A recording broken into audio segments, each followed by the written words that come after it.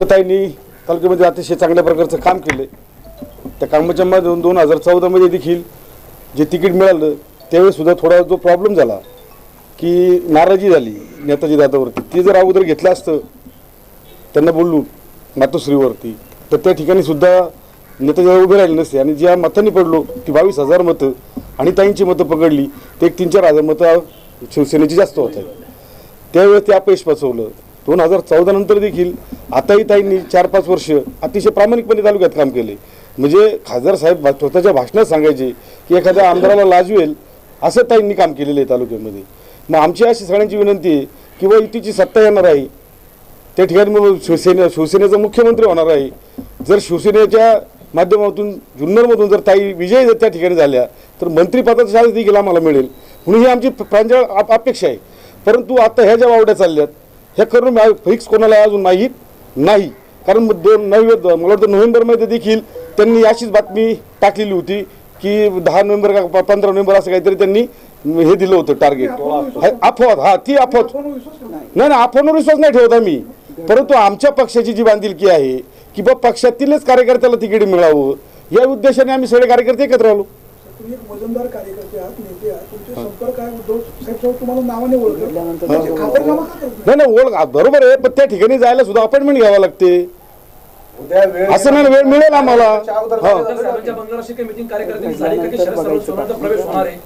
नाही ते नाही माहिती आम्हाला आज काही. नाही अजूनपर्यंत आम्हाला कुणाला काही विचारलेलं नाही. अजूनपर्यंत आम्हाला काही माहित नाही कुणाचं.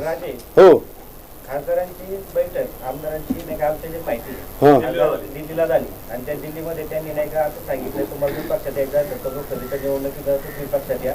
जर तुम्ही अगोदर आले तर नाही का फाटाफूट होईल मग तुम्ही आता येऊ नका लोकसभेच्या निवडणुकीनंतर या अशी चर्चा झालेली नाही. सोशल मीडिया जास्त नाही तशी झाली असेल आणि त्यांची जर नाही का खासदारांची पॉझिटिव्ह भूमिका जर सोनवणीबद्दल असेल तर लोकसभेच्या बाबतीत तुमची भूमिका काय असणार. नाही लोकसभेला भूमिकेच्या वेळेस आता शिवसेना म्हणून दादा उभे राहणार आहेत. आता विधानसभेचं तिकीट आला नाही आला हा पुढचा प्रश्न आहे. पण नाही आम्ही सगळे लोक लोकसभेला तर दादाच काम करणार आम्ही. अहो नाही हा विषय जर तरचा आहे ना. हा जर तरचा विषय. जर खासदारांची जर नाही का सोडवण्याबद्दल पॉझिटिव्ह भूमिका असेल लोकसभेला तुमची भूमिका काय असेल. प्रवेशाचा विषय चाललाय आता इथं. खासदार साहेबांच्या भाषणांमधून आमदारांविषयी ज्या वेळेस कार्यक्रम एकत्रित होतात त्यावेळेस पॉझिटिव्ह बोललं जातं याचा अर्थ आम्ही काय समजायचं. आता कसं आहे ते खासदार आहेत.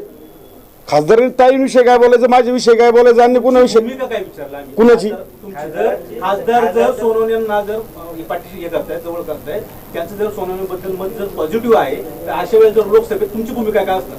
नाही लोकसभेला आम्ही खासदाराचंच काम करणार ना.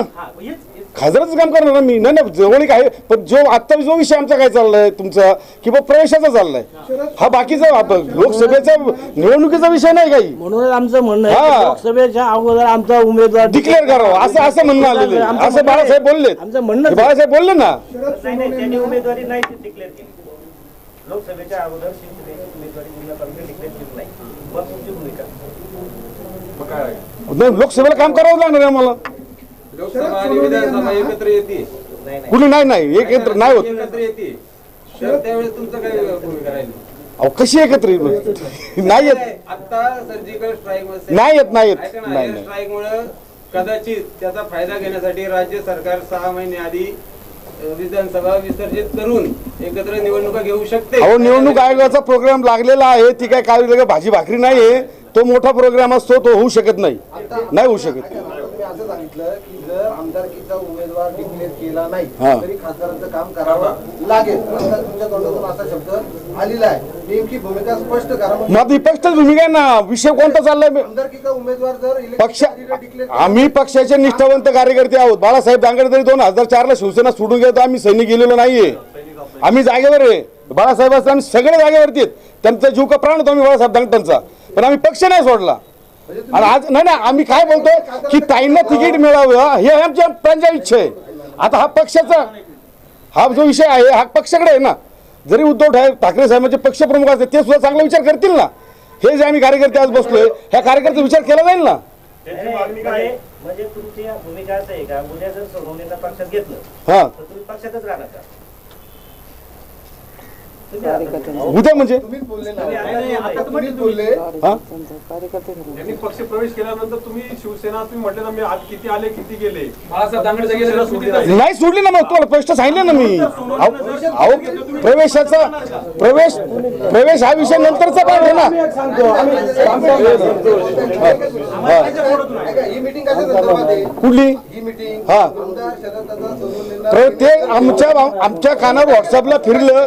व्हॉट्सअपला जे आम्ही बघतोय वाचतोय त्याच्यामुळे फार सर्वसामान्य खालच्या कार्यकर्त्यांमध्ये संभ्रम अवस्था झाली. ते एकमेकाला फोन करायला लागले आणि 1 तासामध्ये बाळासाहेबांनी मला फोन केला. म्हटलं सर राजे तुम्हाला कळलंय का?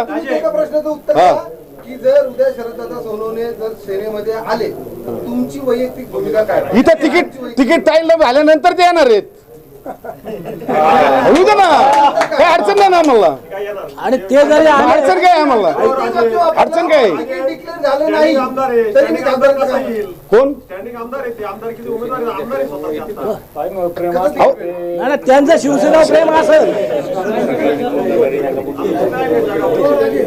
एक मिनिट आहे. तुमचे प्रश्न सगळे बरोबर आहेत परंतु ते जर काय तर मध्ये चाललेलं आहे सगळं हे समजून घ्या. आणि तुम्ही लोकसभेची काम आम्ही करणार आहे. लोकसभेचं काम आम्ही करणार आहे ध्यानात ठेवा. हा भूमिका समजली